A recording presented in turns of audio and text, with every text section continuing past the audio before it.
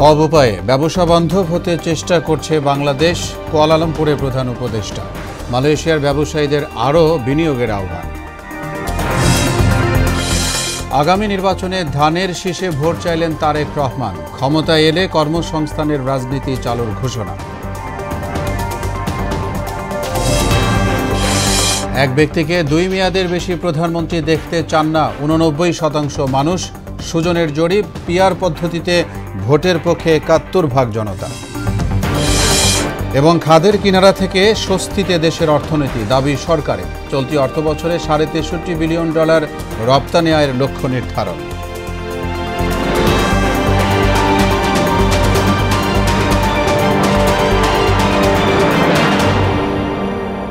আসসালামু আলাইকুম। আমন্ত্রণ মোহনা সংবাদে এতক্ষণ শুনছিলেন শিরোনাম।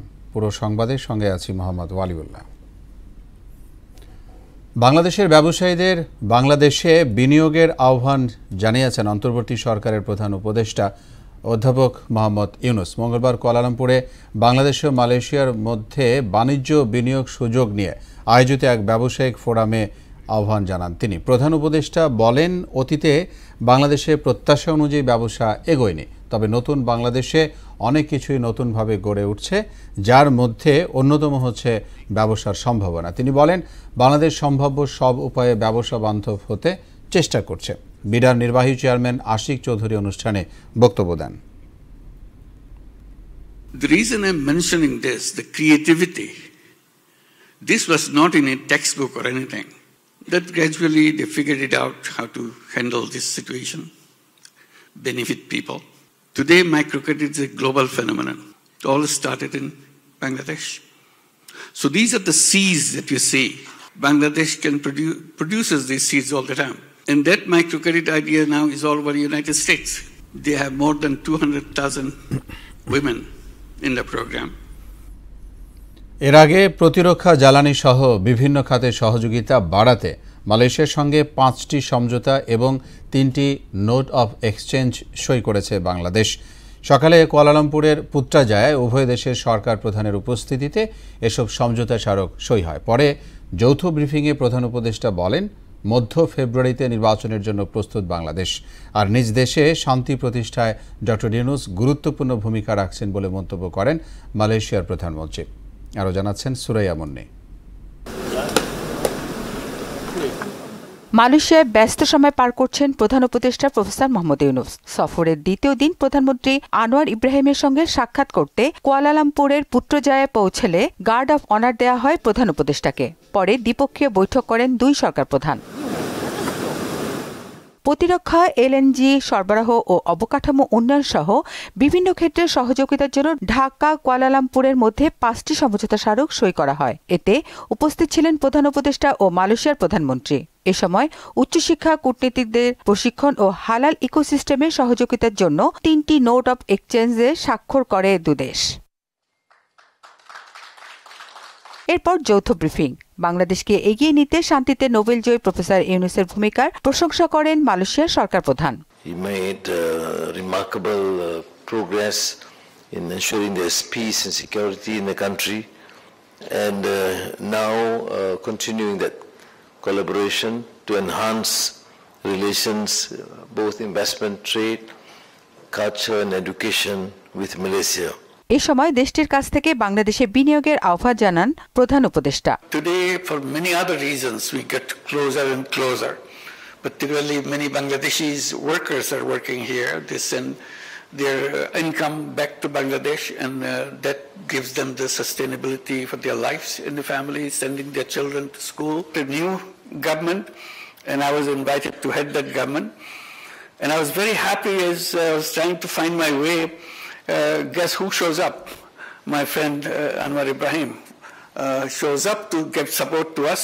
It's a wonderful feeling to find a friend to coming up at the hour of need when we're desperately looking for some support somewhere because we had no idea which way we were moving. তিনি বলেন, আগামী ফেব্রুয়ারির মাঝামাঝিতে বাংলাদেশে নির্বাচন হবে। Now we are ready for elections, so we'll be holding our election in coming February, middle of February, to elect a new government. So that we can go to normal running of the country. So there we need lots of support, and we are looking forward to Malaysia's support. Always we bank to them. And you have just mentioned about the Rohingyas.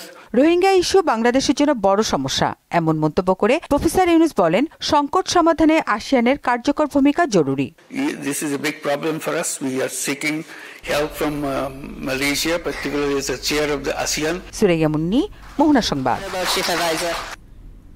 প্রতিশোধের রাজনীতি পরিহার করলে দেশ এগিয়ে যাবে মন্তব্য করে বিএনপির ভারপ্রাপ্ত চেয়ারম্যান জানিয়েছেন আগামীতে তারা কর্মসংস্থানের রাজনীতি চালু করবেন।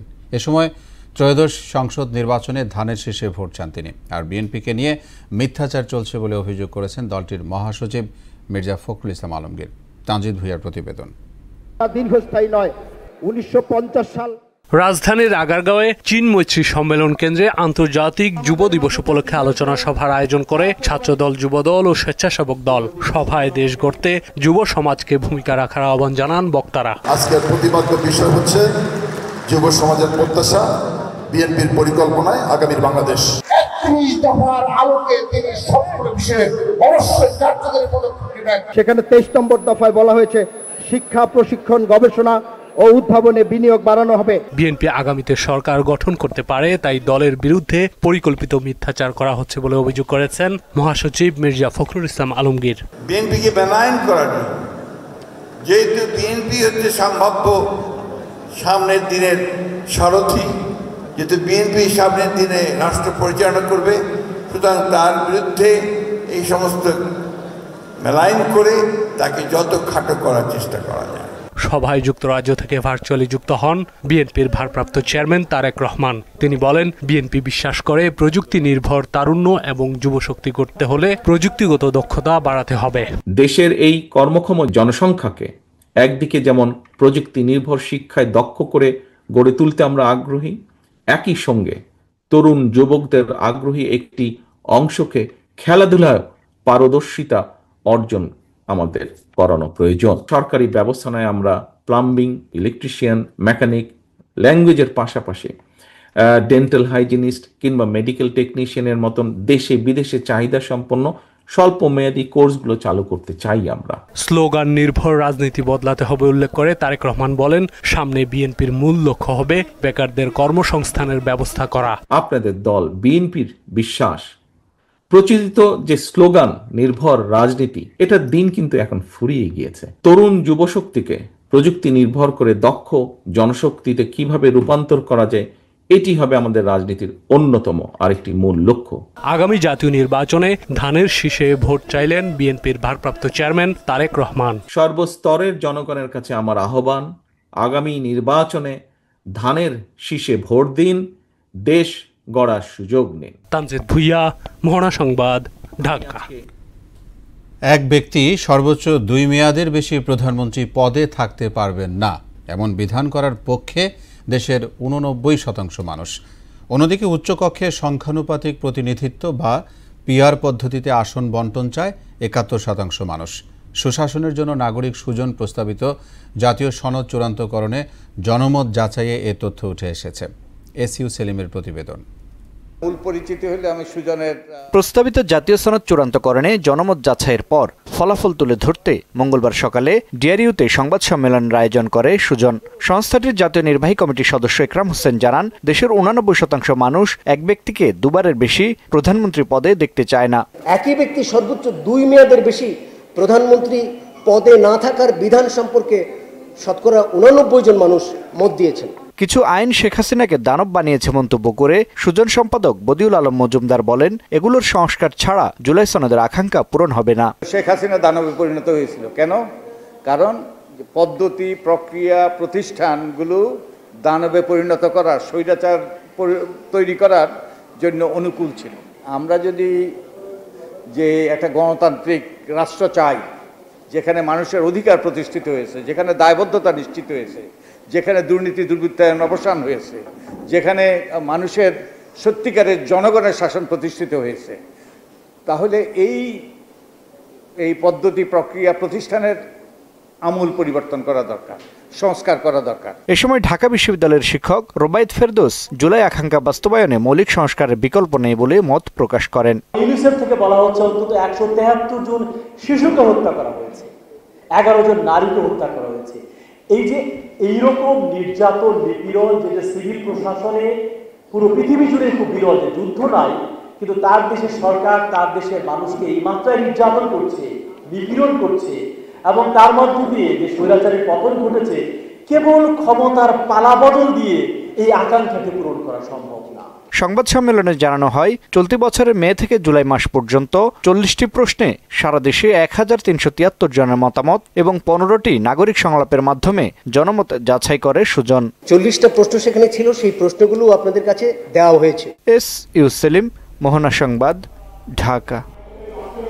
আগামী সংসদ নির্বাচনকে সামনে রেখে প্রস্তুত হচ্ছে 45,000-এর বেশি ভোট কেন্দ্র, ভোট কক্ষ থাকছে প্রায় 3 লাখ। এসব কেন্দ্রের দায়িত্বে থাকবেন 9,31,000-এর বেশি কর্মকর্তা। ইসির ভোট গ্রহণ কর্মকর্তাদের প্যানেল প্রস্তুত ও প্রশিক্ষণ কার্যক্রম সভা থেকে এই তথ্য নিশ্চিত করা হয়েছে। একই সাথে আগামী সংসদ নির্বাচনে ভোট দিতে পারেন 12,78 লাখের বেশি ভোটার। ভোট কেন্দ্রগুলো নজরদারিতে রাখতে কমিশনের পাশাপাশি সরকারের পক্ষ থেকে প্রস্তুতি নেওয়া হচ্ছে। ক্ষমতাচ্যুত প্রধানমন্ত্রী শেখ হাসিনার বিরুদ্ধে দুর্নীতি দমন কমিশনে বেশ কিছু মামলা তদন্তাধীন রয়েছে জানিয়ে সংস্থাটির চেয়ারম্যান ডক্টর মোহাম্মদ আব্দুল মোমেন বলেছেন, মামলাগুলো দ্রুত দৃশ্যমান করা হবে, পাশাপাশি দীর্ঘ সময় ধরে ঝুলে থাকা মামলাগুলো পুনরুজ্জীবিত করবে দুদক। সকালে রংপুর নগরীর স্টেশন রোডে দুদকের সমন্বিত জেলা ও বিভাগীয় কার্যালয়ের ভিত্তিপ্রস্তর স্থাপন শেষে এসব কথা বলেন তিনি। এ সময় শুধুমাত্র শাস্তি প্রদানের মধ্য দিয়ে দুর্নীতি পুরোপুরি নির্মূল করা সম্ভব নয় বলে মন্তব্য করেন দুদক চেয়ারম্যান। সাবেক প্রধানমন্ত্রী শেখ হাসিনার বিরুদ্ধে আমাদের এখানে কয়েকটা মামলা চলমান, আরও কয়েকটা বিষয় তদন্তাধীন। তদন্ত করে শেষ পর্যন্ত যদি প্রমাণিত হয় আমরা মামলা মোকদ্দমায় চলে যাব। দুর্নীতি দমন কমিশনের আমাদের নিজস্ব বিধিবদ্ধ কতগুলি আইন আছে, আমরা এর বাইরে আমাদের যাওয়ার সুযোগ নাই। দুর্নীতিও বাংলাদেশে অনেক ধরনের দুর্নীতি আছে, কিন্তু আমাদের খুব সীমাবদ্ধ। আমরা সরকারি লোক, সরকারি অর্থ, টাকা পয়সা পাচার, অবৈধ আয়, এগুলি হচ্ছে আমাদের ইস্যু। আমরা এর মধ্যে থাকার চেষ্টা করি। খাদের কিনারা থেকে ঘুরে দেশের অর্থনীতি এখন স্বস্তির জায়গায় পৌঁছেছে বলে মন্তব্য করেছেন অর্থ উপদেষ্টা ডক্টর সালেউদ্দিন আহমেদ। সচিবালয়ে দেশের সার্বিক অর্থনৈতিক পরিস্থিতি নিয়ে আয়োজিত সংবাদ সম্মেলনে এবারের প্রবৃদ্ধিও 3.97 থেকে 5.7% হতে পারে বলেও আশা ব্যক্ত করেন তিনি। এদিকে চলতি অর্থবছরে $63 বিলিয়ন রপ্তানি আয়ের লক্ষ্যমাত্রা নির্ধারণ করা হয়েছে বলে জানালেন বাণিজ্য উপদেষ্টা। শামীমুজ্জামান চৌধুরীর রিপোর্ট। গেল বছরের 8 আগস্ট গণঅভ্যুত্থান পরবর্তী দেশ পরিচালনার দায়িত্ব নেয় অন্তর্বর্তী সরকার। গত 1 বছরে অর্থনৈতিক চালচিত্র জানাতেই এই আয়োজন। খাদের কিনারে গিয়ে উনি আর একটু বেশি বলছেন, পড়ে গিয়ে হয়তো আইসিইউ থেকে। আমি বলি আমরা তো পড়ে যাই নাই, সেখান থেকে আমরা একটু ঘুরে দাঁড়িয়েছি। অর্থ উপদেষ্টা এতে বলেন, 14 থেকে মূল্যস্ফীতি 8.16% আনা বড় সফলতা। আরএমজি সেক্টরে প্রসার, ধসে পড়া ব্যাংকিং খাতের সংস্কার নিয়েও কথা বলেন তিনি। আমাদের ঋণ পরিশোধের সীমাটা ঠিক থাকে, আমরা যেন ডিপেন্ডেন্ট না করি। এত তো সত্ত্বেও কিন্তু আপনারা দেখবেন আমরা $4 বিলিয়ন মতো আমরা পরিশোধ দিয়েছি, এবং অনেক কিছু আউটস্ট্যান্ডিং ছিল আগের সরকারে, বেশ কিছু তাদের সঙ্গে, সেটা আপনারা নিজেরও জানেন। আদানির টাকা বাকি ছিল, আইটিএফসির টাকা বাকি ছিল, এই শেভরনের টাকা দেওয়া হয় নাই, মেটলাইফের টাকা দেওয়া হয় নাই। খাতভিত্তিক বিভিন্ন পরিস্থিতি তুলে ধরে উপদেষ্টা বলেন, গত সরকারের সময়ে দেশের বিভিন্ন প্রতিষ্ঠান ধ্বংসের দ্বার প্রান্তে ছিল। সে পরিস্থিতি উত্তরণে সরকার কাজ করেছে। প্রতিষ্ঠানগুলো অনেকগুলো কিন্তু প্রায় ধ্বংসের পথে, বা ওই প্রতিষ্ঠানগুলোর স্ট্রাকচার আছে কিন্তু সেগুলোর গভর্নেন্স, রুলস, রেগুলেশনগুলো, অনেক প্রসেস বাইরে করে প্রক্রিয়াগুলো, সেগুলো কিন্তু ফলো করা হয় না। এদিকে মঙ্গলবার সচিবালয়ে সংবাদ সম্মেলন করেন বাণিজ্য উপদেষ্টা শেখ বশিরউদ্দিন। জানান, চলতি 2025-26 অর্থ বছরে $63.50 বিলিয়ন রপ্তানি আয়ে লক্ষ্যমাত্রা নির্ধারণ করা হয়েছে। আমাদের যে বাণিজ্যিক কার্যক্রমগুলো এবং আমাদের বাণিজ্য ঘাটতি কমানোর লক্ষ্যে আমরা যে পদক্ষেপগুলো নিয়েছি, তার বিনিময়ে আমরা আশা করি যে আমরা সম্ভবত কোনো একটা আসতে পারব। এটা কোনো গ্যারান্টি নেই, বিকজ এটা তার আমাদের উপরে মানে আমাদের সক্ষমতার উপরে নির্ভর করে না, এটা যারা আমাদের উপরে এই শুল্ক আরোপ করেছেন তাদের সিদ্ধান্ত। সস্তায় পেঁয়াজ আমদানি করতে বাজার খোঁজা হচ্ছে বলেও জানান তিনি। আমরা তো বহুদিন ধরে পেঁয়াজ আমদানি করছি না। এক নম্বর, আমাদের মাশাআল্লাহ আমাদের স্থানীয় উৎপাদন যথেষ্ট ভালো, তবে আমরা হয়তোবা কিছু পেঁয়াজ এই মুহূর্তে আবার আমদানি করার চিন্তা করছি। আন্তর্জাতিক বাজারে কমে যাওয়ায় দেশেও পাম অয়েলের দাম প্রতি লিটারে 19 টাকা কমানো হয়েছে বলে জানান বাণিজ্য উপদেষ্টা। আমরা যতক্ষণ পর্যন্ত মনে করছি যে দাম স্থিতিশীল করার জন্য যতটুকু প্রয়োজন আমরা ততটুকুই করব।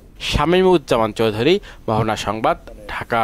পরিকল্পিতভাবে বিচার বিভাগকে অস্থিতিশীল করতে খায়রুল হকের জামিন শুনানিতে হট্টগোল করা হয়েছে বলে অভিযোগ করেছেন বিএনপির আইনজীবীরা। দুপুরে সুপ্রিম কোর্ট প্রাঙ্গণে এক সমাবেশে এ অভিযোগ করে জাতীয়তাবাদী আইনজীবী ফোরাম। সংগঠনটির নেতারা বলেছেন, দিল্লিতে বসে শেখ হাসিনা কোটি টাকা খরচ করে বহিরাগতদের সঙ্গে নিয়ে বিচার বিভাগ ও দেশকে অস্থিতিশীল করার ষড়যন্ত্র করছে। কয়েকজন সিনিয়র আইনজীবী এ কাজে সহায়তা করছেন বলেও অভিযোগ করেন ফোরাম নেতারা। ভারত থেকে হাজার হাজার কোটি টাকা এসছে এই ফ্যাসিস্ট সরকার এবং খায়রুল হককে রক্ষা করার জন্য। কারা এই টাকা পেয়েছে গতকালকে আপনারা দেখেছেন।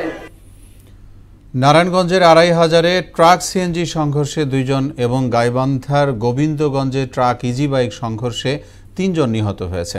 দুর্ঘটনা দুটিতে ২৫০০-এ ৫ জন ও গোবিন্দগঞ্জে ৭ জন আহত হয়েছেন। বিকেলে ২৫০০-এর ২০ নন্দী ইউনিয়নের তালতলা এলাকায় হতাহতদের ঘটনাটি ঘটে। আহতরা হাসপাতালে চিকিৎসাধীন রয়েছেন। ২৫০০ থানার অফিসার ইনচার্জ বিষয়টি নিশ্চিত করেছেন। এর আগে দুপুরে গাইবান্ধার গোবিন্দগঞ্জ দিনাজপুর সড়কে হতাহতের ঘটনা ঘটে। দুর্ঘটনা কবলিত যানগুলো পুলিশ জব্দ করেছে। সাংবাদিক আসাদুজ্জামান তুহিন হত্যার প্রতিবাদে মানববন্ধন করেছে Comilla Chauddagram television journalist association. সকালে চৌদ্দগ্রাম বাজারে মানববন্ধন থেকে হত্যাকারীদের দৃষ্টান্তমূলক শাস্তির দাবি করেন তারা। চৌদ্দগ্রাম টেলিভিশন জার্নালিস্ট অ্যাসোসিয়েশনের সভাপতি মিজানুর রহমান মিনুর সভাপতিত্বে বক্তব্য রাখেন সংগঠনটির উপদেষ্টা আবুল বাশার রানা, সাধারণ সম্পাদক কামাল হোসেন নয়ন, সিনিয়র সহ সভাপতি জসিমউদ্দিন চৌধুরী, সাংগঠনিক সম্পাদক মনির উল্লাহ ভূঁইয়া সহ অন্য সদস্যরা। এবার দেশের বাইরের খবর। ইসরায়েলি বিমান বাহিনীর গোলাবর্ষণে ফিলিস্তিনের গাজায় আরও ৬৯ জন নিহত হয়েছে, আহত অন্তত ৩৬২ জন। এক বিবৃতিতে এমন তথ্য জানিয়ে গাজার স্বাস্থ্য মন্ত্রণালয় বলছে, গাজায় মোট নিহতের সংখ্যা পৌঁছেছে ৬০,৪৯৯ জনে। এদিকে এদের পাশাপাশি আহত হয়েছেন আরও ১,৫৩,৫৭৫ জন ফিলিস্তিনি। ক্ষুধা ও অপুষ্টিতে শিশু মৃত্যুর ঘটনায় উদ্বেগ জানিয়ে জাতিসংঘ বলছে, এর মাধ্যমে একটি প্রজন্মকে নিশ্চিহ্ন করে দিচ্ছে তেল আবিব। যুক্তরাষ্ট্রের উপর ২৪% অতিরিক্ত রপ্তানি শুল্ক ৩ মাসের জন্য প্রত্যাহার করেছে বেইজিং। মঙ্গলবার এক বিবৃতিতে তথ্য জানিয়েছে চীনের রপ্তানি শুল্ক নিয়ন্ত্রক সংস্থা কাস্টমস ট্যারিফ কমিশন। এর আগে চীনের উপর শুল্ক বিরতি আরও ৯০ দিনের জন্য বাড়ানোর ঘোষণা দেয় যুক্তরাষ্ট্র। শুল্ক বিরতির মেয়াদ যতদিন থাকবে ততদিন বেইজিংয়ে এ প্রত্যাহার আদেশও কার্যকর থাকবে বলে জানানো হয়। সর্বশেষ চীনের উপর ১৪৫% রপ্তানি শুল্ক ধার্য করে ওয়াশিংটন। জবাবে মার্কিন পণ্যের উপর ১২৫% শুল্ক আরোপ করে চীন। মিরপুর সুইমিং কমপ্লেক্সে বাংলাদেশ সুইমিং ফেডারেশনের আয়োজনে সেরা সাঁতারুর খোঁজে বাংলাদেশ ২০২৫ প্রতিযোগিতায় দ্বিতীয় পর্বের গ্রুমিং অনুষ্ঠিত হয়েছে। সেশনের কার্যক্রম পরিদর্শন করেন বাংলাদেশ সুইমিং ফেডারেশনের সভাপতি নৌবাহিনী প্রধান অ্যাডমিরাল এম নাজমুল হাসান। এ সময় তিনি সাঁতারুদের অনুশীলন নিবিড়ভাবে পর্যবেক্ষণ, প্রশিক্ষকদের সঙ্গে সরাসরি মতবিনিময় এবং প্রশিক্ষণের মানোন্নয়ন এবং দক্ষতা বৃদ্ধির জন্য বিভিন্ন দিক নির্দেশনা দেন। ২ বছরের জন্য আমরা এই নির্বাচিত শিশুদেরকে, ছেলে এবং মেয়ে, তাদেরকে আমরা বিদেশি প্রশিক্ষকের মাধ্যমে একজন ভালো সাঁতারু হিসেবে গড়ে তোলার জন্য চেষ্টা করব, যাতে শুধুমাত্র জাতীয় পর্যায়ে না, আন্তর্জাতিক পর্যায়েও তারা তাদের অবদান রাখতে সক্ষম হয়েছে। এ ছিল এখনকার মতো সংবাদ। শেষ করব তার আগে শিরোনামগুলো জানাবো আরও একবার।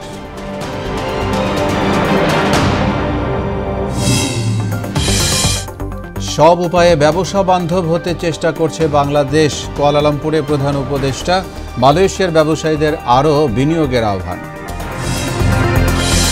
আগামী নির্বাচনে ধানের শীষে ভোট চাইলেন তারেক রহমান। ক্ষমতা এলে কর্মসংস্থানের রাজনীতি চালুর ঘোষণা। এক ব্যক্তিকে 2 মেয়াদের বেশি প্রধানমন্ত্রী দেখতে চান না 89% মানুষ, সুজনের জোরে। পিআর পদ্ধতিতে ভোটের পক্ষে 71% জনতা। এবং খাদের কিনারা থেকে স্বস্তিতে দেশের অর্থনীতি দাবি সরকারের। চলতি অর্থবছরে $63 বিলিয়ন রপ্তানি আয়ের লক্ষ্য নির্ধারণ। সবাইকে আবারও শুভেচ্ছা। পরবর্তী সংবাদ রাত 12টায় দেখার আমন্ত্রণ রইল। এছাড়া মোহনার সবশেষ খবর জানতে ভিজিট করুন www.mohana.tv। সংবাদ দেখতে পারেন ফেসবুক ও ইউটিউবেও। এতক্ষণ সঙ্গে থাকায় ধন্যবাদ সবাই।